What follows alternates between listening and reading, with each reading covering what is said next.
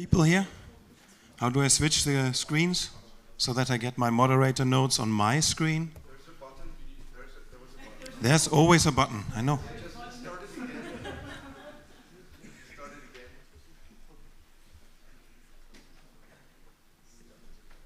On top right, there is a button.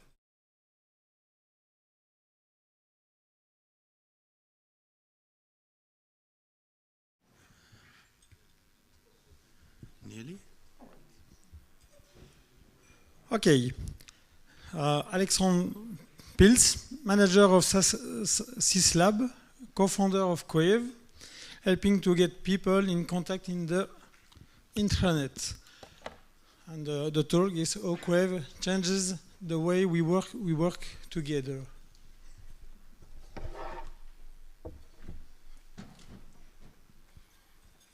This is yet another plaidoyer talk. Are there any technical people here who would like to hear more about Volto? Please leave the room. A plaidoyer talk is a similar category of what Fred said this morning about the project management, about the motivations behind all that technology. I have wonderful colleagues, like you heard this morning, Alessandro Pisa, who's all over the place with review of code, so I don't have to do review of code. There is Hannes, who does module federation. I do not have to go into JavaScript anymore, and I'm eternally thankful for that. And since I do not have to do that job anymore, I'm also more focusing on management, but also on how people are actually using that stuff. And how do we reach them when we are done coding. Yeah? And technology and functionality is only a piece of the cake for me, but there's a lot more. So this talk is not about technology. Having said that, my first slide is about technology. Who knows Moore's law? Hands up. I said you technology people should go. Leave it on.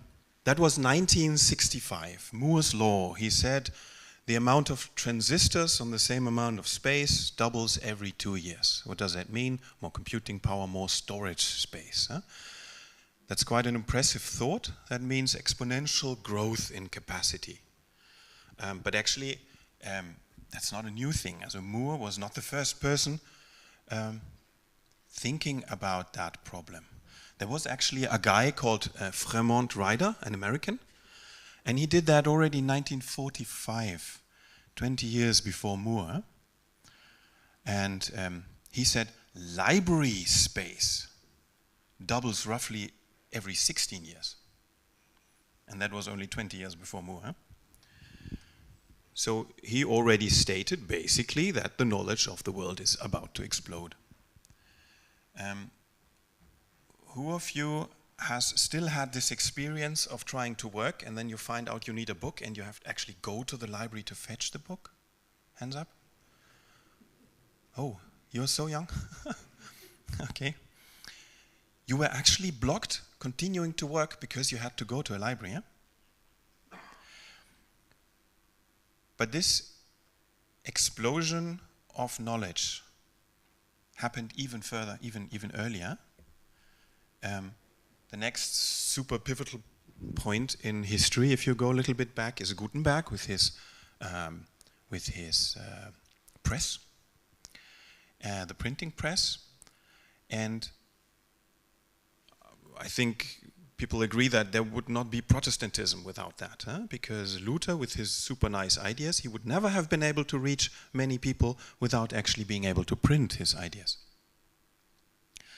And even further back in time, 3500, there was this cuneiform in ancient Assyria. I think that is considered the first time people actually wrote stuff down. And if you look at this, at these events, once they were invented, an explosion of growth happened. And why is that? Because it allows storytelling. It allows to explain concepts to more people quicker. And why is storytelling such a big thing? There is a wonderful book by Noah Yuval Harari. Homo Deus, you might have heard about that. I can definitely recommend that. It's a good read. And he says, Homo sapiens is great and dominates the world, not because he has a soul, not because he's self-aware, but because he is flexible and he is able to do large-scale cooperation. Flexible, I think we all know that. We try something, it doesn't work, we try it 5 times more, it goes better. We do it 20 times and we are quite good at this.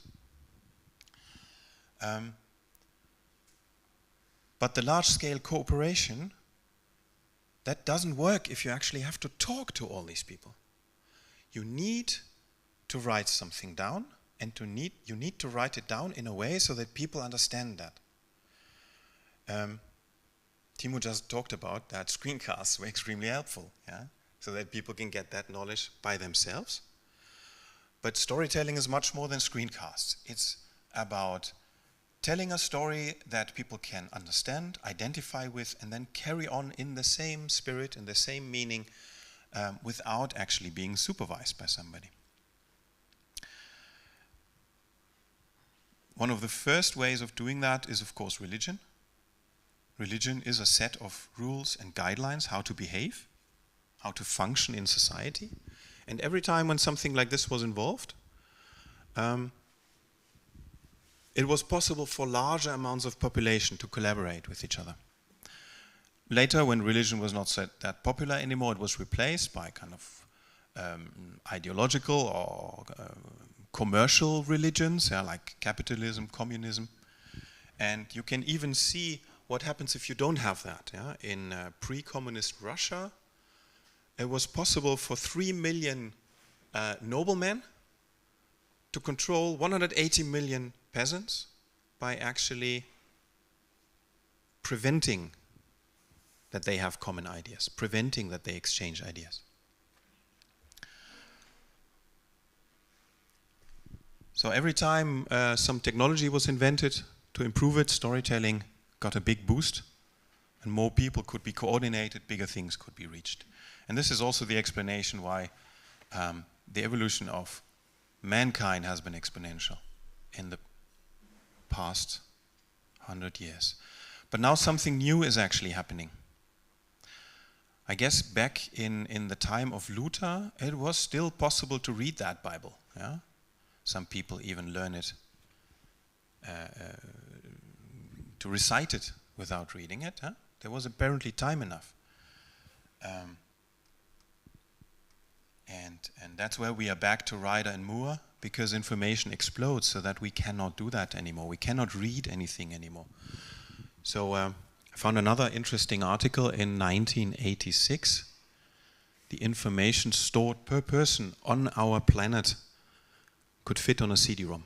It's not a DVD, yeah? Don't worry, it's only a CD. But you can imagine there was enough information on that planet that you could have your personal CD with information only for you. Yeah? In 1993, it was 4 CDs. That equals 15.8 exabytes of data on this planet.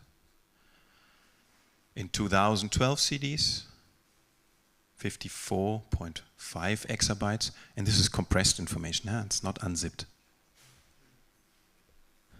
In 2007, I think it's 61. Imagine you have to read all of this until it multiplies again. And in 2014, I didn't find an example with CDs, but with books, 5 zettabytes means 4,500 book stacks from Earth to Sun. It's the information that we store. So we are in the information age at the moment, and that means even in 1980, something evil happens because suddenly people do not have to run to the library anymore to get these 4,500 stacks. No, they can get that from home. You have access to all that information. It is too much. Since the 80s, it's no longer about spreading the word. Now it's about there are too many words. We cannot cope with the amount of knowledge. So the attention must shift a little bit. The attention needs to shift to how can we process the information that is available? And of course the information grows exponentially, but our brain stays exactly the same as before. There is no growth to be seen there, at least not in my brain. And the speed to read that stuff also stays the same. So what can you do if you cannot keep up? How can you have large-scale cooperation in a situation of information overflow? And we have all seen these negative impacts of what can happen if we do not have tools to cope with that, yeah? Like the fake news topic. Like if you can just bombard people with targeted information and they believe everything they receive, you get Trump. And then something else happened, because in our times we try to apparently collect catastrophes.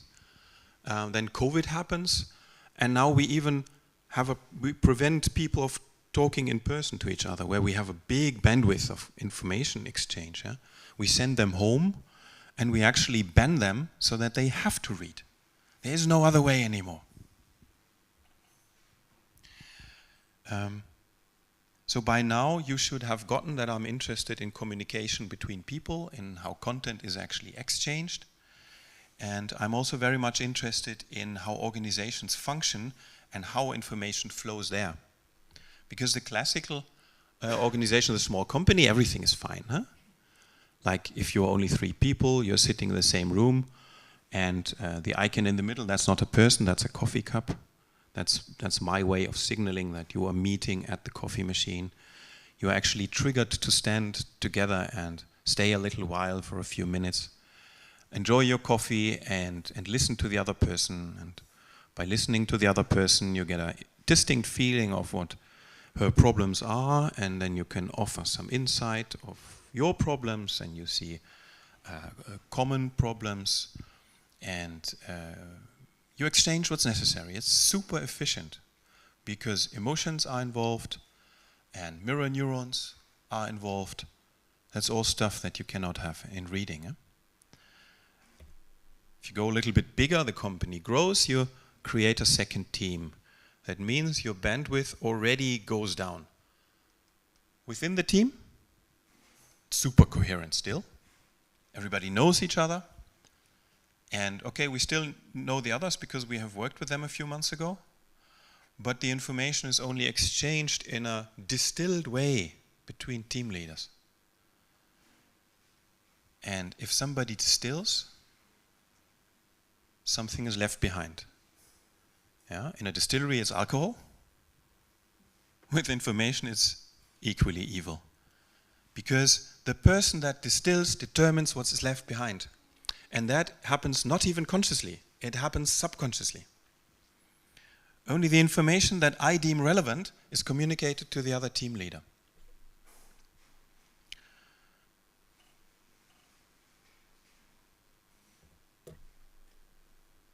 If you add more teams,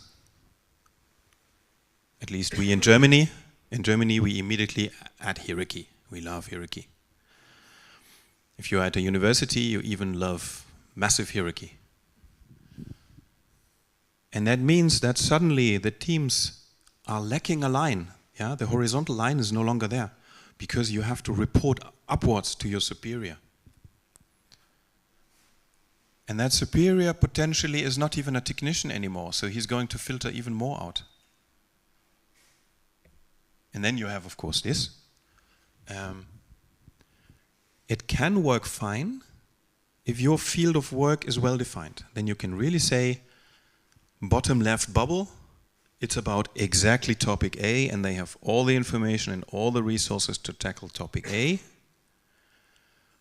But if something for them changes and they would need some information from team C, that doesn't really work. This is typical for governmental institutions, for bigger private sector, educational institutions. If you have NGOs, charities, a club, a congregation, then you're more likely to have something like a networked organization, which means, again, the people know each other very well. It's part of their organization to know each other. And they want to keep that. They will not organize hierarchically. Yeah? They will not hire a manager to control them. And that means everybody talks to everybody. People-wise, they are fine, but the content is suffering because they are using email and they are sending the first version of the Word file, and then they have sent that because the other person wanted it by 6 o'clock, but they continue writing. Of course, they forget sending the second version, and so on and so on. And then you have different versions in your email. You have the discussion threads, and you are happy if at least everybody involved has received something by the end of the process. There have been some approaches to tackle that. And please, I'm not talking about technologists here who know this tool and this tool and this tool to make it better. Yeah? This is about the iceberg under the water, all the other peoples but us. That means more than 99% of the rest of the people out there. So if you want to coordinate that a little bit, then you point out somebody who has a crown on his head or her head. It's actually very often women, because women are much better at the emotional part, at the mirror neurons. They seem to feel which information is lacking even on remote distances. That is something you should never underestimate. And then you point out this person, and this person tries to coordinate that. And it works fine until that person is overloaded, and then it becomes a shitty job. It's like organizing a conference, a Plone conference. You're never there. It requires a lot of discipline. It requires the people who do it to actually follow unwritten rules.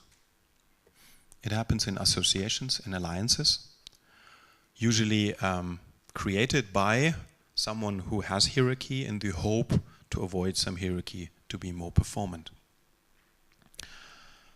But is it really necessary to sacrifice either relations between people or the quality of content? That's the big question in the room. Or can we have both? Spoiler, no, we cannot have both, but we can have at least a little bit more than we have now. So, people who get in touch with people, the people-people thing, that's what we want. It is properly understood by now that praise, acknowledgement, and constructive feedback, that's number one of increased motivation and excellent performance. I think you can only pay people up to 4,000, 5,000 euros, and then money is not a motivation anymore. Might differ for your case, yeah. Perhaps you can be motivated until 10 or so. But at one point, yeah, you want social contact, yeah. You want recognition to continue work. You want a good climate. Content reaches people. Content needs to get to the people in a proper way, in a sane way. Why is that so important? Today, we decide where we live, work, and even whom we talk to based on information that we already have. For example, the COVID situation, yeah? I might be an anti-vaxxer, and if I know that person is vaccinated, I don't want to talk to him. But also the other way around, yeah? I don't want to point fingers. People who strongly believe in vaccinations and meet an anti-vaxxer have already decided in advance that they don't want to talk to them. So good information for the people when they want to procure it is vital often. And then also, we cannot forget that people produce content. And we want that content from all people. And our teams consist of introverts and extroverts. If you get people together in a meeting, the extroverts dominate the meeting. Eh? If somebody talks a lot, talks loud, talks quickly, then the introverts usually stay quiet, hide, hope that the meeting is over soon, but they have vital information. Yeah? So, by providing a platform for meaningful exchange, we can actually get valuable content out from more people, other than just by means of meetings. So what we should do, this is my plaidoyer slide, we want to make good communication happen by opening up more channels and by making that bandwidth bigger. I think there's a chance that we can accomplish that. What do we have to do for that? We need to make the systems robust, scalable, performant. Yeah? It does not help to make a nice system if it doesn't perform well. So this is for the technology part. It's still important to have a good system, a system that is tolerant on good and crazy ideas from front-end people. Yeah? Plone is actually capable of that very much. We have tried that dearly in the past years. But of course, we also need to provide an easy, appealing, supporting, and guiding user interface.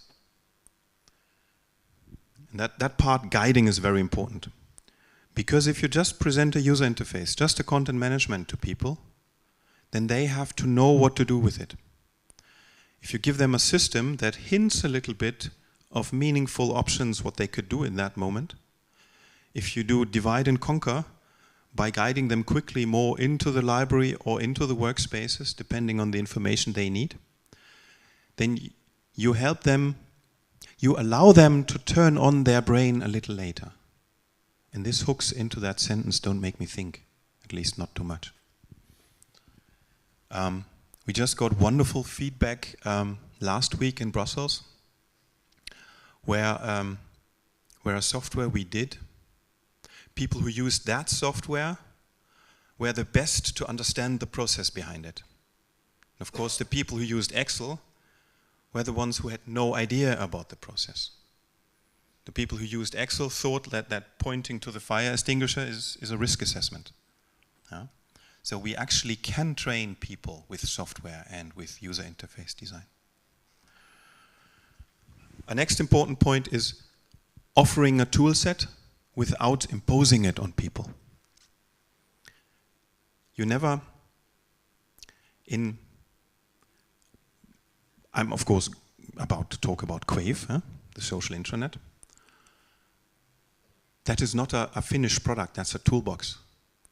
And we never really know what people do with that toolbox. So we want to push them a little bit by offering them options, but we're not dictating what they are going to do in the end. We have to acknowledge existing structures, and we have to embrace and support change. So if somebody has an existing way of doing things, it doesn't really work if we come and say you have to do it differently. But that doesn't mean that he's not going to do it differently 2 years after. And then again, by reducing the amount the user needs to think. Yeah? Again, that's super important. Why is that so important? Because when people come to an intranet, the intranet is not the job. They have a different job. They only come to the intranet for content, for some information so that they can continue the other job. So they want to go in, get the information, and out again. And if they have to readjust and think about the intranet, then they have a context switch, and they lose every focus they have on their real software. So, I'm going to show you 3 examples now of real-world products which show nicely what I just mentioned as points that are important to me. One is a business park a bit north of Berlin, and it consists of many, many companies. And here it's actually not an intranet for one company, but it's an intranet of companies. And the idea is, if you have a business park, there's some interest of keeping the business inside the business park. It would be stupid if one of these companies would order design services from somebody else if the neighbor does the same thing. So they need to get to know each other. You need to provide a platform for exchange, and then you can actually support that location. So during COVID, these companies had a lot of challenges to tackle, and they organized ad hoc by themselves a format called Friday Circle, where they would kick off topics that are interesting for them right away, like data protection, public transport, remote work, student projects. And the threshold to participate was so low that nearly no organization was necessary. So effectively, someone set a workspace up and sent an email out to everybody like, I propose a Friday circle, do you want to join? And that was everything that was necessary, and then everything happened inside. People joined, they provided background material inside Quaive while the circle was ongoing, and just kept collaborating afterwards. And except for this initial announcement, no further emails were exchanged. Of course, as the developer of Quaive, we never learn of these incidents unless we actually find somebody to ask and that person also answers. A second example is the long night of economy. 50 companies participated.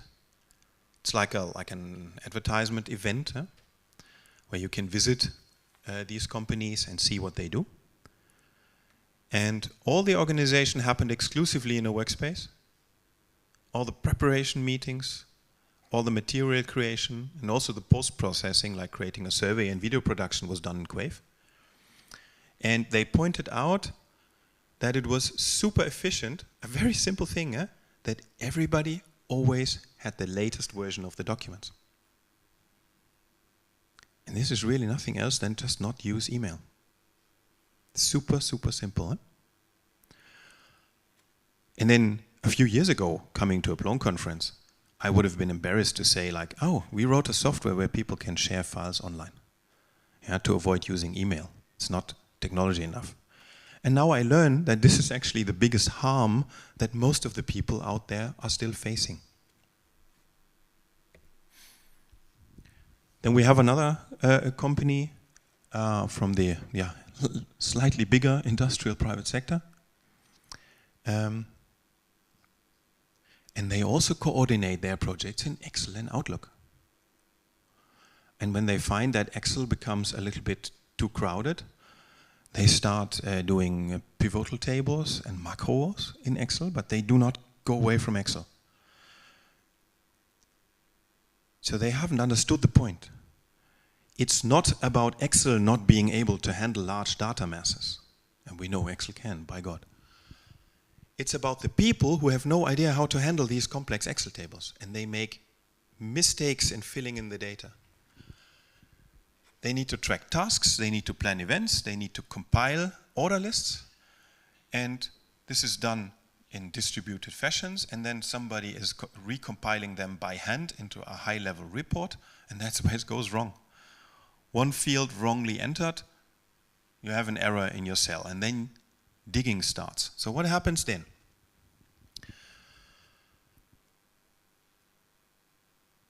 Because the process to combine these sheets is not guided, mistakes are bound to happen all the time. Have you ever tried cooking a meal from a different culture without even a recipe? Like decide, okay, today I'm going to do African. You have a picture of the meal and then you try to cook it. Good luck. And then the factor of remote locations come in, and that requires an insane discipline of all involved peoples.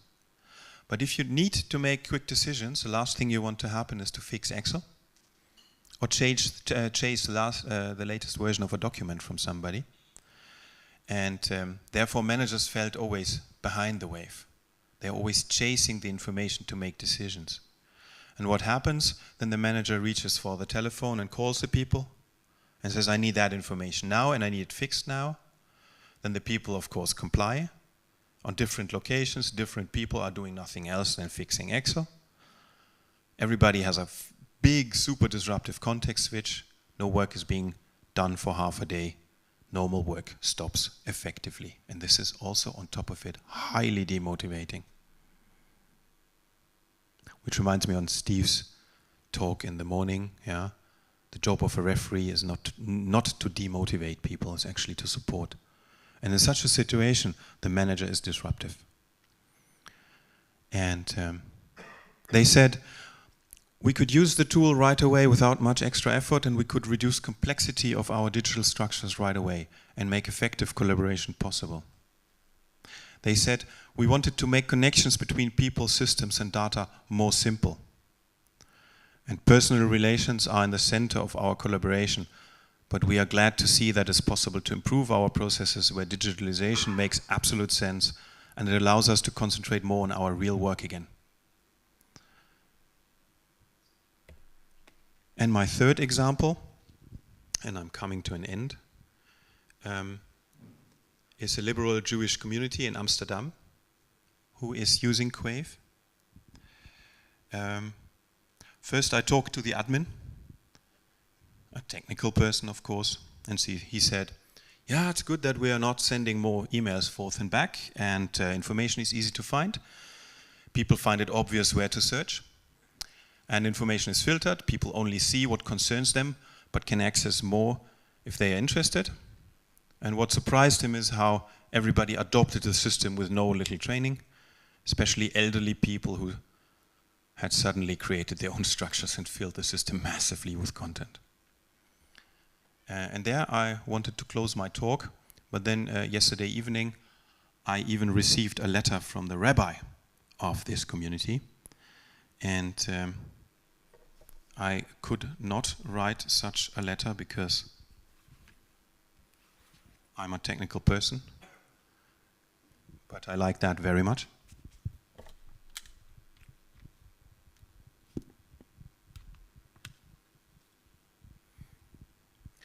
Since a few years, we are blessed with the use of Quaive. The communication amongst the members and friends of Beit HaChidush, our small Jewish community, has changed significantly. It is now so much easier to communicate with either the whole group of members and friends or with specific committees than before. Communication. Quaive is a great improvement to correspondence by email. Not forgetting to include members of the community in messages meant for everybody. No communication only with some members of committees, leaving out others. No circulation of old messages to which A, B, and C have responded, but D, E, and F never have seen. Synagogue service organization. Quaive is a great improvement compared to working with Excel documents. To organize our synagogue services, we need schedules in order for every active person to know what she or he has to do. Sing, speak, inform another person, get somebody to open the ark with Torah scrolls, bless who and why and when, etc. In the past, Excel schedules were circling through the group of service performers, each amending their own schedule, often not informing others what they had amended. With the Quaive schedules, amendments are possible by all involved and visible right away by all. This is unbelievably helpful. Get to know each other. The possibility to publish blog posts and send them to all members and friends has had remarkable and fun results. Normally members know each other from services in a synagogue, but have a scarce idea about hobbies or interests or life histories. Because of my blog posts on Reshet, all sorts of new connections are made. Archive. Quaive helps Beit HaChidush to have a real good archive for the first time since the establishment 27 years ago. In all these years, we never owned our synagogue building. We have to rent. A consequence is that the paper archive has been everywhere. Bits and pieces were stored at the houses of former members of the board, at non-board members, schlepped from storage to storage. Considerable parts of the BHC archive have been lost in this way. Now it is stored in Quaive, and new information is directly produced in the Quaive system, available to anyone who has been given access. An example what this means: the membership forms of many years have been stored in Quaive. All new requests for membership through a new form can also be found in Quaive.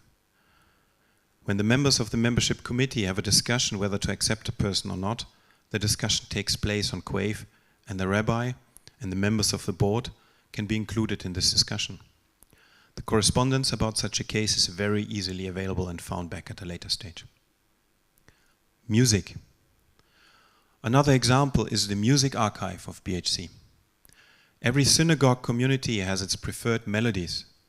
The prayers in Jewish community are mostly the same, in order to facilitate the feeling of home when Jews travel through the world or settle in new countries. The texts don't change. They are kept mostly constant throughout the Jewish diaspora.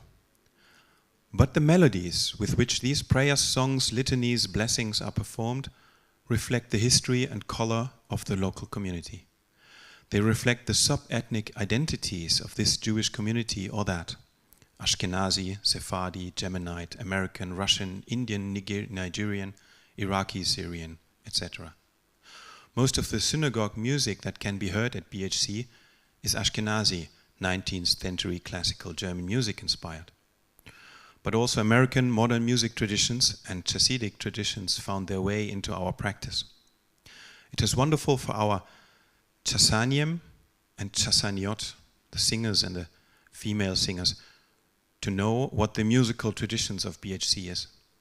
It is also very easy for them to add to our music archive melodies that they found or composed or learned elsewhere, and what is most important, it is easy to communicate about it. I'm delighted for Beit HaChidush to use Quaive. Tamara Benima, Rabbi.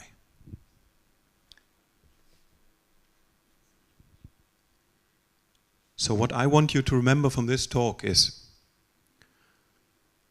we need ways to manage excessive information and find quickly what we need to be able to do our main work. Then information flows depend heavily on the type of organization that you have in place, and very often either people or content is suffering. Take a look what you have, try to avoid the suffering. And we, as Homo sapiens, we don't like complexity. We need to find ways to make work more simple. For us, for code, for content, and for people. Thank you.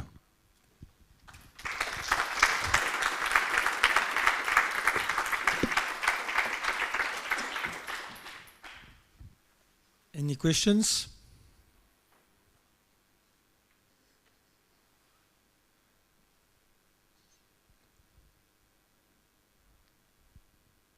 Nobody?